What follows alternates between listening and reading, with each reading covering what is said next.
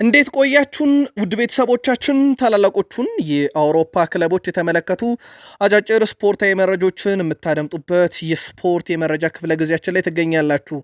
ለዚህም ሰዓት ለእናንተ ውድ አድማጮቻችን በተሰሟቸው ብለን የመራረጥናቸው ስፖርታዊ ጥንቅሮቻችን በቅደም ተከተል ለእናንተ የሚደርሱ ይሆናል። ሰበር ዜና ኢንሪኬ ሪኬልሚ የሪያል ማድሪድ ፕሬዚዳንት ሆነው ለመመረጥ እጩነታቸውን አጠናቀዋል ሲል ሬዲዮ ማርካ ዘግቧል። በዚህ ሳምንትም ይፋ ይደረጋልና በፍሎሬንቲኖ ፔሬዝ ላይ ሁለት ቀጥተኛ ክርክሮችን ይጠይቃል። የሪያል ማድሪድ ስታቲስቲክ በጆዜ ሞሪኖ ዘመን 178 ጨዋታዎችን አካሂደው 476 ግቦችን ማስቆጠር ችለው ነበረ። ቪኒ ጁኒየር ከጃቪ አሎንሶ ስር በየ328 ደቂቃው አንድ ጎል አስቆጥሯል። በአልቫሮ አርቤሮ አስር ደግሞ በየ139 ደቂቃው አንድ ጎል በማስቆጠር ጎል እያስቆጠረ ነው። አርኖልድ ከዓለም ዋንጫ ውጪ ሆነ። እንግሊዛዊው የመስመር ተሰላፊ አሌክሳንደር አርኖልድ ከቀጣዩ የዓለም ዋንጫ ስብስብ ውጪ መሆኑ ተገልጿል። የሪያል ማድሪዱ ተጫዋች በአርኖልድ በቅርቡ ከብሔራዊ ቡድኑ ስብስብ ተቀንሶ እንደነበር የሚታወስ ነው።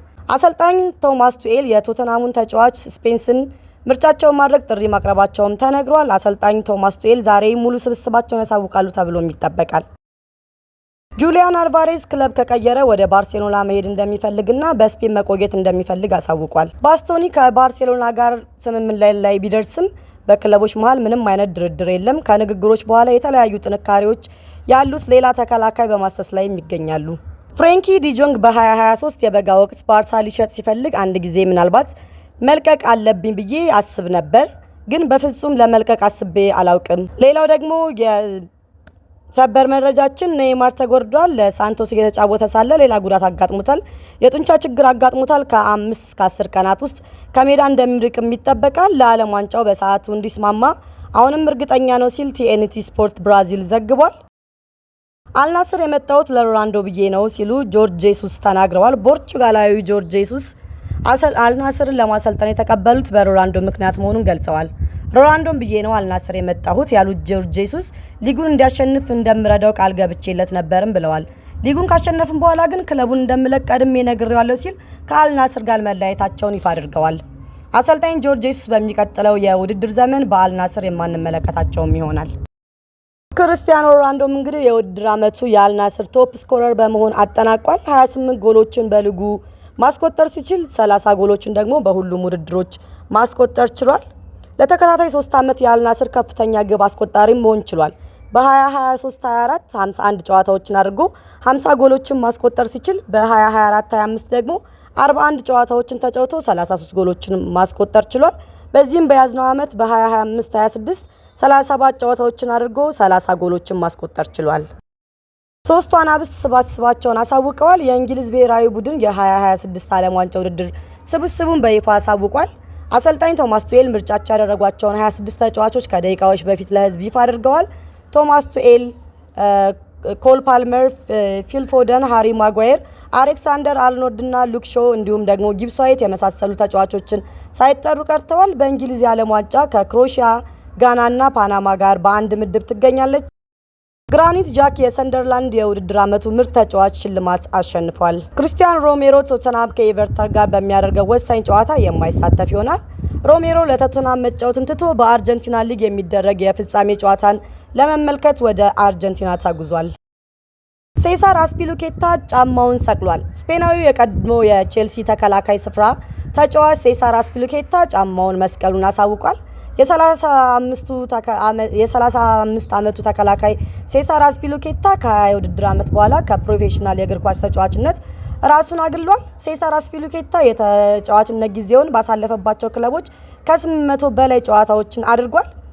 ሴሳር አስፒሉኬታ ምን አሳካ ስንል ደግሞ አንድ ቻምፒዮን ሊግ፣ አንድ የክለቦች ዓለም ዋንጫ፣ አንድ ደግሞ ሊግ ካፕ፣ ኤፍኤ ካፕ እንዲሁም ደግሞ ኮፕ ዴ ፍራንስ፣ 2 የእንግሊዝ ፕሪሚየር ሊግ፣ 2 ደግሞ የአውሮፓ ሊግን ማሳካት ችሎ ነበር።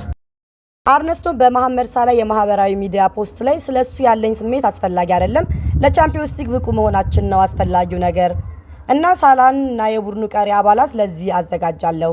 አርነ ስሎት ስለ መሐመድ ሳላህ ተጽዕኖ አስተያየት ሰጥቷል። በቡድኑ ላይ ተጽዕኖ ቢኖረው አላውቅም፣ ነገር ግን ቡድኑ በዚህ ሳምንት በጣም ጥሩ ስልጠና ወስዷል። እኔና ተመሳሳይ ፍላጎት እንዳለን አስባለሁ። ክለቡ በተቻለ መጠን ስኬታማ እንዲሆን እንፈልጋለን። ሁለታችንም ለደጋፊዎቹ ባለፉት 5 ዓመታት ውስጥ የመጀመሪያውን ዋንጫ የመስጠት አካል ነበርን። አርነ ስሎት መሐመድ ሳላህ ከብሬንትፎርድ ጋር ይጫወት እንደሆነም ሲናገር ስለ ቡድኑ ምንም አልልም ብለዋል። አርነ ስሎት ስለ ቫን ዳይክ ወጥነት ያለው አቋምም እንደዚህ ባለ የሊግ ጨዋታ ውስጥ እያንዳንዱን ጨዋታ መጫወት ትልቅ ስኬት ነው። ነገር ግን ይህ የውድድር ዘመን ከጉዳት ጋር አብሮ እየሄደ እንደሆነ ታውቃላችሁ። እኔ እሱን ላሳርፈው ፈልጌ ነበር፣ ግን አያስፈልግም። ብዙ እንቅፋቶች የታዩበት ሲዝን ነበር። ተጫዋቾችና ነገሮች በጥሩ ሁኔታ ሲሄዱ ተጫዋቾች ጤናማ ሆነው ይቆያሉ። ነገር ግን ብዙ እንቅፋቶች ባሉበት የውድድር ዘመን ጤናማ ሆኖ መቆየት ትልቅ ስኬት ነው። ሰውነቱን የሚንከባከብበት መንገድ ከእድሜው ባነሰ ሁኔታም ነው ብለዋል። የአርሴናል 40% ጎል የቆመ ኳስ ነው። የሊቨርፑል አሰልጣኝ አርነ ስሎት አርሰናል ፕሪሚየር ሊጉን በማሸነፉ እንኳን ደስ ያላችሁ ብለዋል። ፕሪሚየር ሊጉን ማሸነፍ ቀላል አይደለም ያሉት አርነ ስሎት እነሱ አስደናቂ ስራ ሰርተዋል፣ እንኳን ደስ ያላችሁ ሲሉ ገልጸዋል። አርሴናል ያስቆጠራቸው 40% ጎሎች ከተቀመጡ ኳሶች የተነሱ ናቸው። እግር ኳስ ተቀይሯል ሲሉ አርነ ስሎት ተናግረዋል። አርሰናልን ሲገልጹትም ካለፉት የውድድር ዓመታት የተለየ ቻምፒዮን ያሉ ሲሆን በቆመ ኳስ ማሸነፉ ይለየዋልም ብለዋል። ዊሊያም ሳሊባና ገብርኤል በዚህ የውድድር ዓመት እስካሁን ድረስ 26 ጨዋታዎችን አብረው ጀምረዋል። በ15ቱ ጨዋታ ኳስ ሳይቆጥቡ ቀርተዋል። ይህም ማለት በየ1.7 ጨዋታዎች ኳሱን ሳይቆጥቡ ቆርጠዋል ማለት ነው።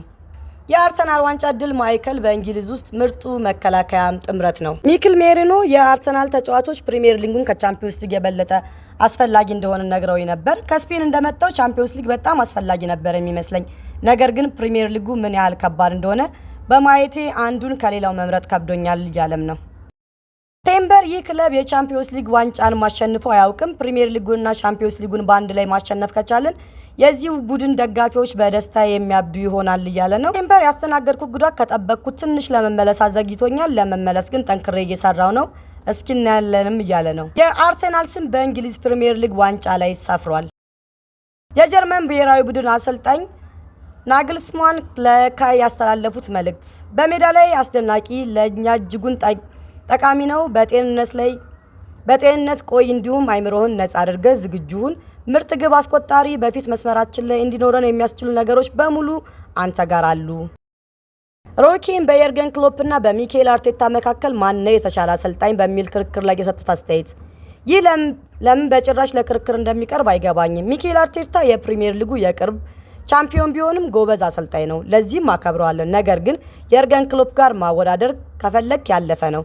ከቲክታክም ሆነ ከሙያ አንጻር ክሎፕ ከአርቴታ በላይ ምርጥና የተሻለ አሰልጣኝ ነው። ከምንም ተነስቶ በገነባነው ቡድን በአውሮፓ መድረክ ከፍተኛ ደረጃ ላይ ደጋግሞ መድረስና መወዳደር ቀላል ስራ አይደለም። እንዲህ ያለ የእግር ኳስ እውቀት በዓለም አቀፍ ደረጃ ማምጣት ከባድ ነው። ፔፔ ጋርዲዮላ ሁልጊዜ እንደሚናገረው የርገን ክሎፕ የተሻለ አሰልጣኝ እንዲሆንና በፕሪሚየር ሊጉ ምርጥ እንዲሆን ገፋፍቶታል። አርቴታ ገና አሁን ነው የጀመረው። ክሎፕ የደረሰበት ደረጃ ላይ ለመድረስ ገና ብዙ ይቀረዋል ብሏል። ማይክል ካሪክ በቋሚ አሰልጣኝነት ተሾሟል። ማንቸስተር ዩናይትድ አሰልጣኝ ማይክል ካሪክን በዋና አሰልጣኝነት መሾሙን በይፋ አረጋግጧል። ማይክል ካሪክ የ2 ዓመት ቋሚ አሰልጣኝነት ኮንትራት መፈራረሙን ማንቸስተር ዩናይትድ ይፋ አድርጓል። ማንቸስተር ዩናይትድን በ15 የሊግ ጨዋታዎች የመሩት አሰልጣኝ ማይክል ካሪክ ለቻምፒዮንስ ሊግ ተሳትፎ ማብቃት ችለዋል። ማንቸስተር ዩናይትድ የአልቼውን ተከላካይ ዴቪድ አፈንግሩበርን ለማስፈረም የሚደረገውን ፉክክር እየመሩ ይገኛሉ። አትሌቲኮ ማድሪድ፣ ኤሲ ሚላን እና ጁቬንቱስም የ25 ዓመቱ ተጫዋች ሌሎች ተጫዋቾች ናቸው። ካርሎስ ባሌባ ላይ ያለው ፍላጎት ከፍተኛ ነው። ካሜሮናዊው አማካኝ በዩናይትድ ከፍተኛ ትኩረት የሚሰጠው ተጫዋች ሲሆን ተጫዋቹም ክለቡን የመቀላቀል ጉጉት እንዳለው እና የግል ስምምነቶች እክል እንደማይፈጠሩ ነው እየተዘገበ ያለው። በተለይም ልጁ በመጨረሻዎቹ ጨዋታዎች ወደ ቀድሞ ብቃቱ መመለሱና ብራይተን ከዚህ ቀደም ሲጠየቅ የነበረውን ገንዘብ ለመቀነስ ፍንጭ ማሳየቱን ተከትሎ ዝውውሩ ሊሳካ የሚችልበት እድል ሰፊ ነው ተብሏል። ሳዲቅ ቤቴክ ተጠባባቂ ግብ ጠባቂ ሊሆን የሚችልበት እድል አለ። በክረምቱ ይለቃል ተብሎ የሚጠበቀው አልታይ ቫይዲርን ለመተካት ቤቴክ አንዱ አማራጭ ሲሆን በክለቡ በኩል እሱን ለማቆየት ሲባል የካፕ ጨዋታዎችን እንደሚሰለፍ ቃል ሊገቡለት ይችላሉ ተብሏል። ይህ በእንዲህ እንዳለ ወጣቱ ግብ ጠባቂን ለማስፈረም ሌሎች ክለቦችን ፍላጎት እንዲኖራቸው ይጠበቃል። ኮቢ ማይኖ እና ማርከስ ራሽፎርድ በዓለም ዋንጫው እንግሊዝን የሚወክሉ ይሆናሉ።